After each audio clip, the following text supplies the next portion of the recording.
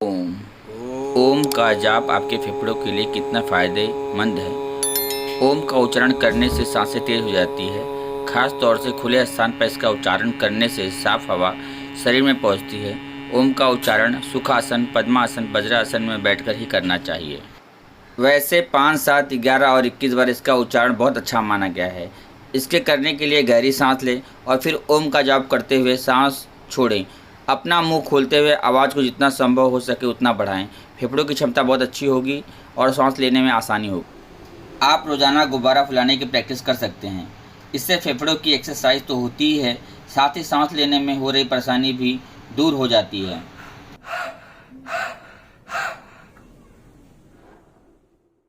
नमस्कार, श्री साईं योग में आपका स्वागत है। आज हम जानेंगे कि कैसे अपने फेफड़ों की कैपेसिटी बढ़ाएं और क्या क्या करना चाहिए।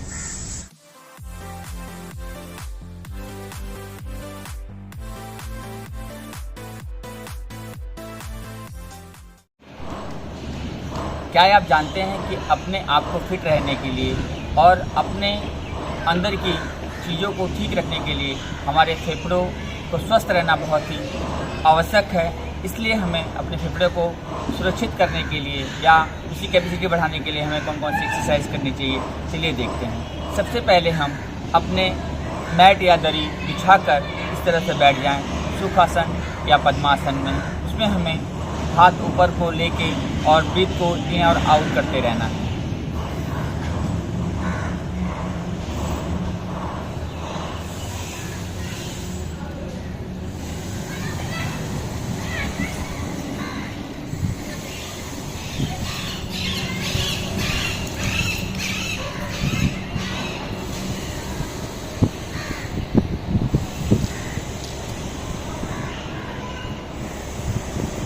इस तरह से हमें कम से कम ऊपर जाके 10 से 15 सेकंड तक रुकें और सांस को लंबी लंबी लें और छोड़ें। लंग्स एक्सरसाइज आपके शरीर में ऑक्सीजन की मात्रा बढ़ाने का काम करता है। जैसे हम जो भी एक्सरसाइज करें अच्छी तरीके से सांस को अंदर और बाहर छोड़ें, जिससे हमारे हर शरीर के कोशिकाओं में अच्छे से ऑक्सीजन लेवल जाएगा और हमारा शरीर जो है और हमारे फेफड़े जो हैं वह मजबूत होंगे। सबसे पहले हम एक दरी या मैट के सहारे बैठ जाएं, इस तरह से वज्रासन चाहे सुखासन में। और अब हम शुरू करेंगे सबसे पहले भुजंगासन। भुजंगासन जो है हमारे शरीर में ऑक्सीजन लेवल को बढ़ाता है और हमारे मेरुदंड को, हमारे कमर को भी मजबूत करता है। तो देखिए हमें कैसे करना है भुजंगासन। दोनों हाथ को अपने कंधे के पास ले आएं।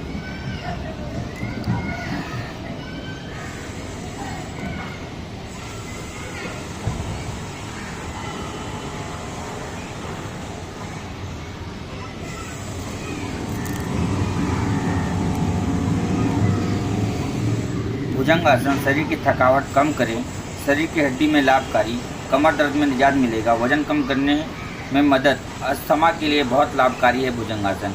इस भुजंगासन को हमें कम से कम 10 बार करना चाहिए। ऊपर जाके सांस को लेके रुके और नीचे आते हुए सांस को छोड़ दें।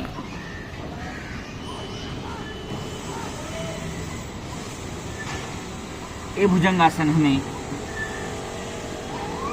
कम से कम 10 बार करें और इससे हमारे शरीर के हर कोशिकाओं में अच्छे से ऑक्सीजन की मात्रा जाएगी और हमारा फेफड़ा मजबूत बनेगा। तो हमें रोज़ाना भुजंगासन 10 बार करना चाहिए। अब हम करेंगे दंडासन। दंडासन में हम इस तरह से बैठ जाएं और अपने पैर के पंजे या उंगलियों के सहारे इसको हम आगे और पीछे इस तरह से एक्सरसाइज करें, जिससे हमारे शरीर की हर एक कोशिकाओं को अच्छे से एक्सरसाइज मिलती है।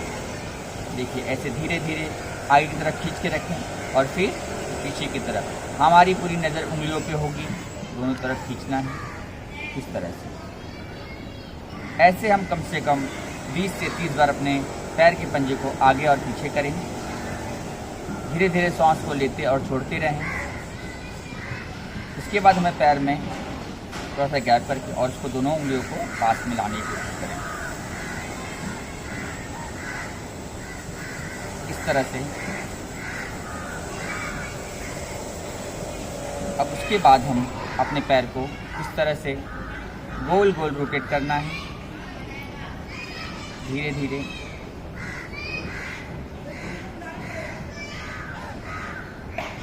ऐसे 20-20 बार सारी एक्सरसाइज को हम करें। लंग्स एक्सरसाइज आपके फेफड़ों को वायु प्रवाह करने का कार्य करती है और हमारे शरीर के हर एक कोशिकाओं में ऑक्सीजन लेवल बढ़ाने का भी कार्य करती है। अब हम शुरुआत करेंगे नौकासन। नौकासन पाचन शक्ति को बढ़ाने के लिए बहुत ही कारगर आसन है। यह आसन कमर की मसल को भी लचीला बनाता है, शरीर को अच्छे से खिंचाव करता है, सिर दर्द में भी राहत दिलाता है यह नौकासन। इसे हमें डेली 10 बार करना चाहिए। हमारे फेफड़ों की शक्ति बढ़ाने का कार्य करती है यह नौकासन। यह नौकासन हमें ऊपर जाके श्वास को रोक के रखें और जब नीचे आए तो श्वास को धीरे धीरे छोड़ दें।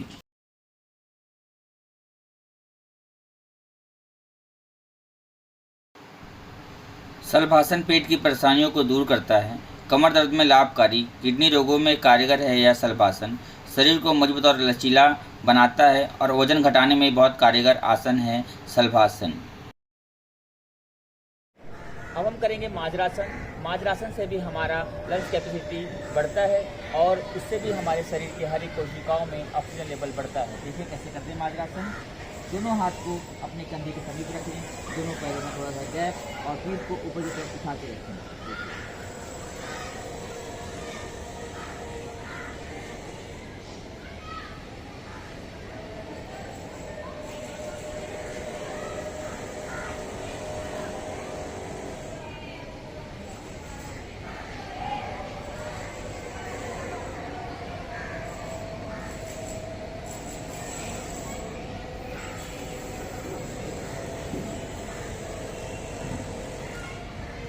अब हम करेंगे उष्टासन। ऐसे अपने घुटनों पे आ जाएं, पैरों में इतना सा गैप रख लें और अपने दोनों हाथों को पीछे की तरफ ले जाएं। ऐसे में जाकर उष्टासन फेफड़ों के लिए बहुत ही अच्छा आसन माना गया है। यह टखने का दर्द भी दूर करता है, पाचन शक्ति भी बढ़ाता है। यह आसन अस्थमा के लिए भी बहुत अच्छा है और हमारे सांस लेने की शक्ति को भी बढ़ाता है। इसे हमें रोजाना कम से कम 10 बार करना चाहिए। अपने शरीर में फेफड़ों के लिए कौन कौन सी एक्सरसाइज करनी चाहिए या कौन कौन से प्राणायाम करने चाहिए, तो चलिए हम देखते हैं। सबसे पहले हमें अनुलोम विलोम प्राणायाम कैसे करना है, देखिए।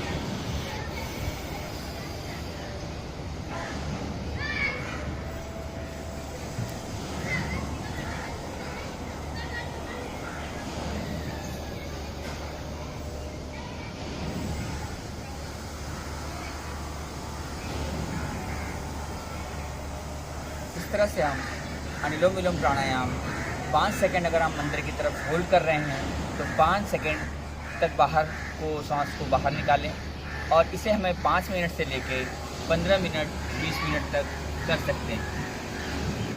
अब हम करेंगे कपालभाति। कपालभाति हमें पहले शुरुआत में धीरे धीरे करना चाहिए। अपने शरीर को एकदम सीधा रखें, कमर एकदम सीधी, और यह ध्यान दें हमें कि थोड़ी ओमव एक्सरसाइज करने के बाद ही हम कपालभाति करें। देखिए कैसे करना है।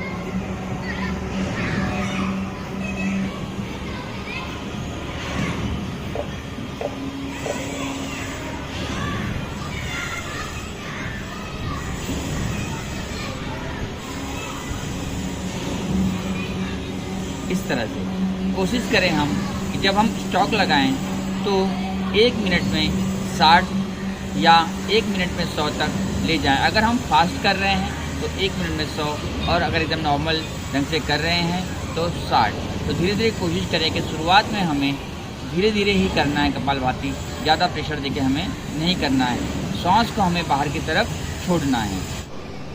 अब हम करेंगे भस्त्रिका प्राणायाम।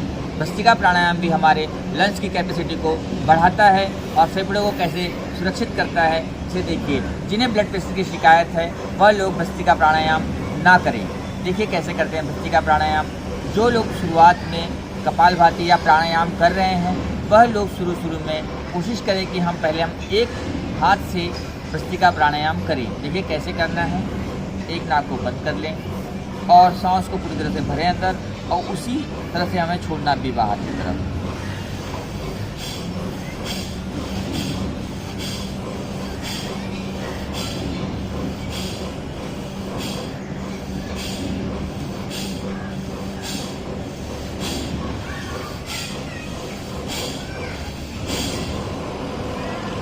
दूसरे नाक को बंद कर लेना है।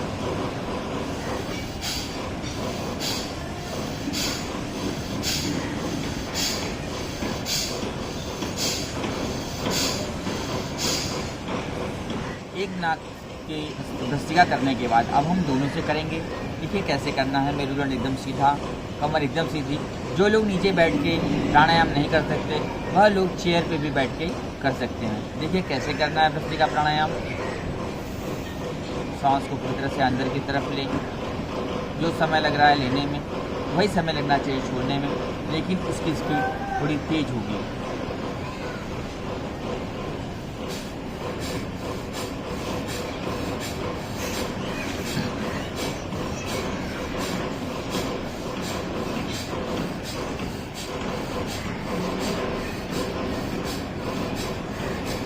इस तरह से करना है भस्त्रिका प्राणायाम। कोशिश करें कि 33 के सेट हमें 2 या 3 सेट करें। अब हम करेंगे उज्जयी प्राणायाम। उज्जयी प्राणायाम हमें अपने गले के अंदर होठ पे प्रेशर देके इन और आउट ब्रीथ को करना है। देखिए कैसे करना है। इसमें हमें ऐसे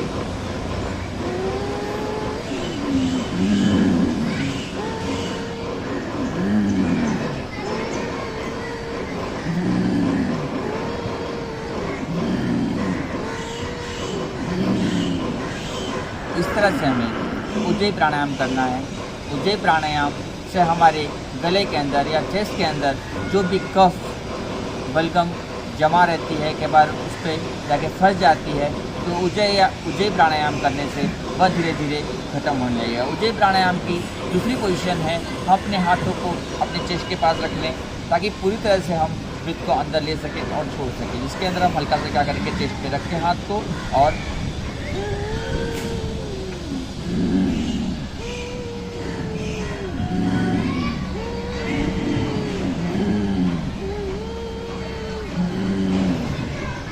गले से ही प्रेशर देके हमें सांस को लेना और छोड़ना है। अब हम करेंगे तीसरी पोजीशन उज्जयी प्राणायाम की। कमर पे हाथ रख लें और अपने गर्दन को और अपनी कमर को एकदम सीधी रखें। देखिए कैसे करनी है।